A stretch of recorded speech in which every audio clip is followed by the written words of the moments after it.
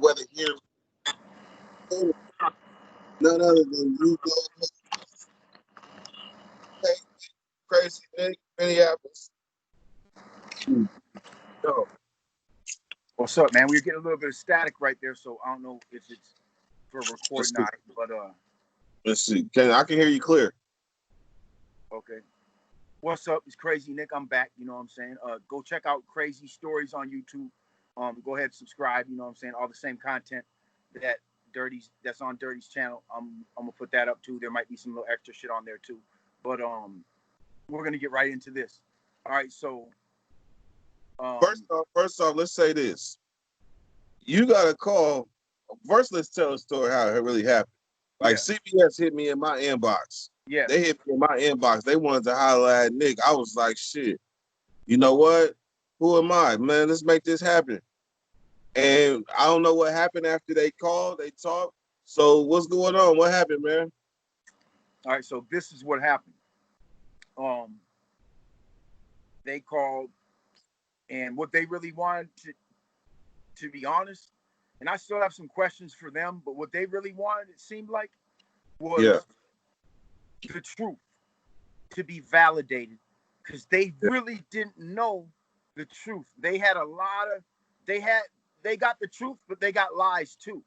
So I feel like they were really trying to figure out, like, damn, like, what is what? So what they told me is, and I might have asked them about this situation. I was asking them a few questions myself, but I said, hey, what's going on with the situation with Dave Pinney? Are you, because I didn't know if it was them or not that did the interview with Dave Pinney.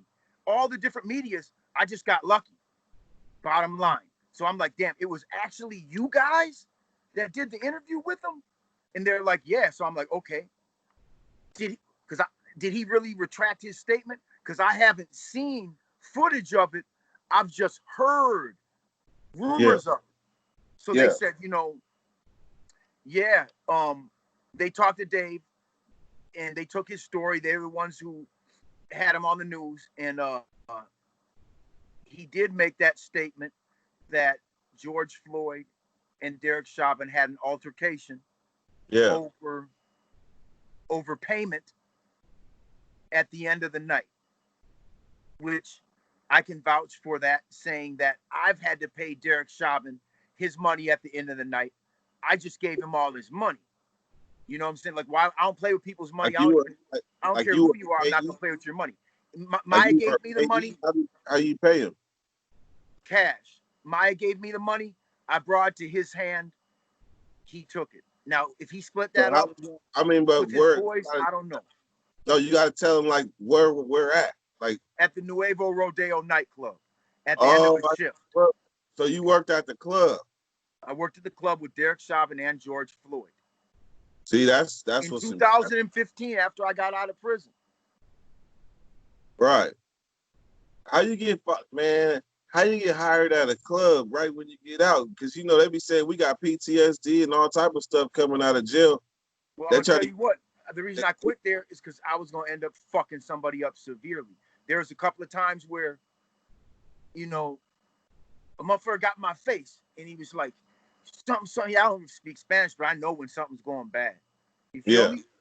Yeah. And he's like, some puto up my fucking face and shit. And I'm like, what? And bro, I just threw his ass like right into the street, probably right in front of the police.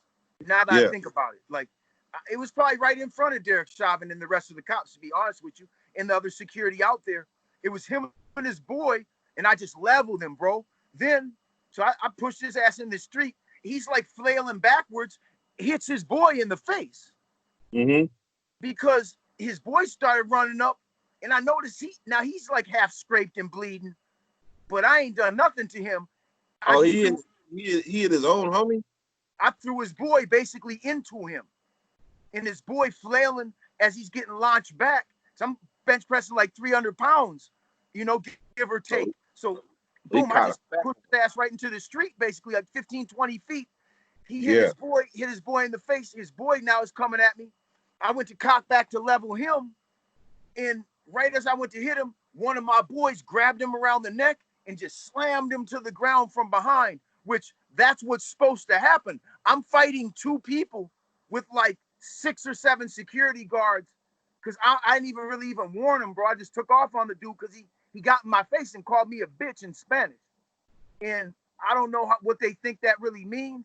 Some motherfuckers play with each other and say that shit, but yeah, they do. I just wasn't having it, bro. You feel me? So there was another time I tossed the dude out real hard. I didn't want to negotiate with him. It was time to go. He was drunk.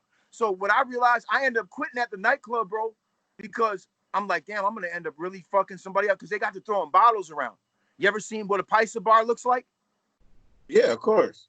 You know, have you ever seen when they smash beer bottles all on the floor, like, and it's like an inch of beer in the whole nightclub? You ever seen that shit?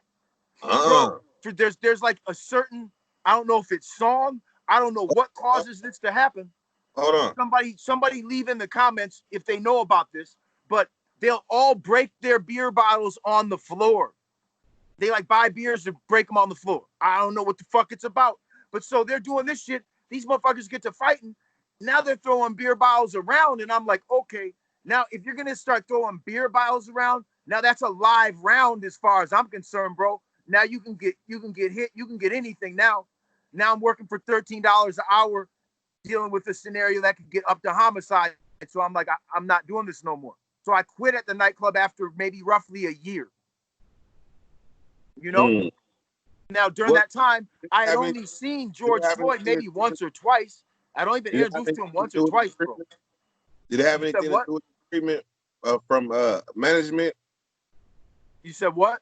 Did you leave it have anything to do with treatment from management? Fuck no. My leaving having to do with me not wanting to go back to the penitentiary. Hey, I had a job offer in Atlanta to be a bouncer. Fuck and that was the same conclusion I came to. Like, I can't do that. Bro, you're gonna step on a landmine eventually. You know what I'm saying? Like, who wants to walk around the minefield? Bro, I did that shit my whole life. Like, I'm not doing it. I don't gotta do that shit no more. I'm not doing it no more. If anybody out there, if you're in that scenario, you don't gotta walk around in the minefield no more. Just fucking leave, man. Just get out of it. Just leave, man. Don't fucking play yourself, man. Just fucking leave, man.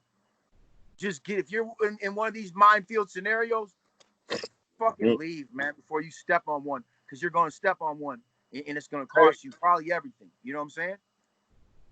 So now we know we have this ability to pull up things and show people stuff at the same time, basically, as we're recording. Yep.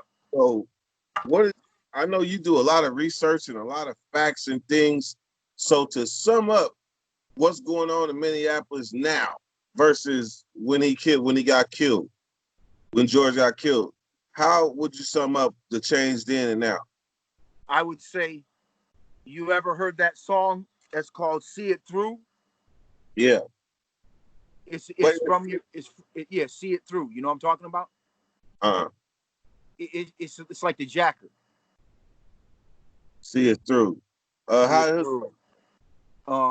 Goddamn, it was the Jacker, Amp Pacino, and I most likely know it. I just gotta hear the song because a lot of Well, remember you said you could pull it up, right? You said you could pull it up, right? Or will that get us like banned or like, you know? The bottom line though, but it's just a concept. We'll do that later. Look, bro, it's the concept, and what I'm gonna say is, I went to the George Floyd court, or I went to the Derek Chauvin court date because I had to pick up some footage from a prosecutor from a body cam, right? So I just so happened to be downtown at that time. So I'm like, damn, let me park and pull up, right? There was no supporters. No supporters out there except for me and 2 other people that had signs that left after like 10 minutes because they saw there was no movement. So my question is, where was Black Lives Matter? We should have still been pushing that line at that cop's court date. Right. So what worries me about, shit like that, bro, is the agenda of things when they start and when they finish, when they should live forever. You see what I'm talking about? Right. That's the problem with the agenda, because it has a start and a finish. You know what I'm saying? So basically, there's no change. Okay, well, let me tell you this. So Dave Pinney makes the statement that basically makes it so it's a first-degree premeditated murder. Right. Now, another thing CBS showed me was, no, they didn't show me. They told me.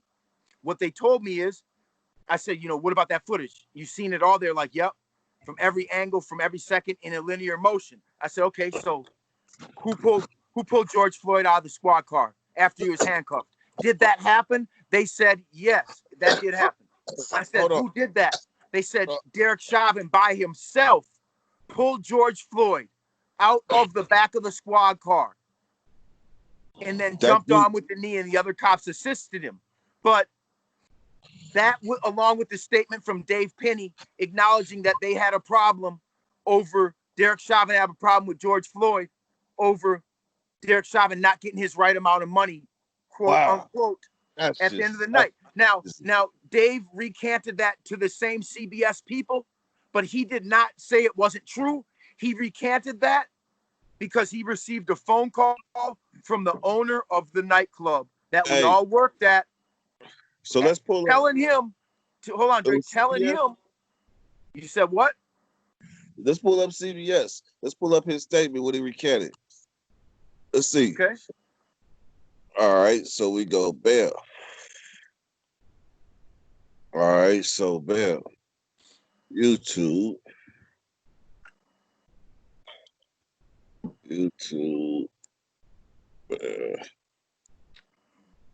All right, so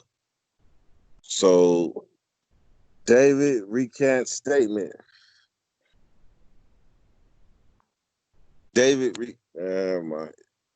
What's his name again? David what? Pinney, Pinny. And I don't know if it's David, but I know it's Dave.